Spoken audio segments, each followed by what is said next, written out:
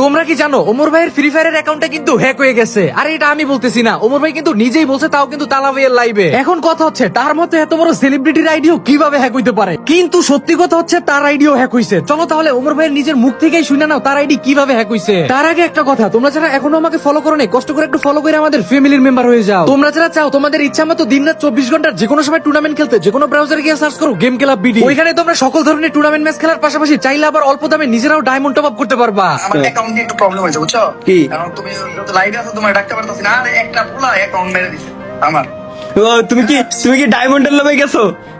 না না, ডায়মন্ডের লোভে না, মানে অ্যাকাউন্ট ওইটা আর একটা কেনা অ্যাকাউন্ট ছিল ওই পুলায়, মানে ও ছিল ওই প্রথম মালিক। ওই পুলা লাগে আমার ক্লিয়ার হয়েছে যে ওই অ্যাকাউন্টে তোমার কি যার থেকে আমি কিনছি ওর কি সব লেনদেন শেষ হয়েছে, ওই পুলাই কিন্তু শেষ হয়ে গেছে। ওই পুলা আইডি টান দিয়ে দিছে আমার। ওই পুলার নাম, অ্যাড্রেস, অ্যাকাউন্ট সব আমি বাই করছি বুঝছো। অ্যাকাউন্ট বাই করছি, ওর লিগ্যাল, ওর উপরে লিগ্যাল অ্যাকশন নিতে হবে, নয়তো এছাড়া সম্ভব না। বুঝছি। পাইছো ওরে সব সব পাইছো? হ্যাঁ পাইছি পাইছি পাইছি, সমস্যা নাই। আমার গাড়ি টান দিয়ে বিচি টান দিয়ে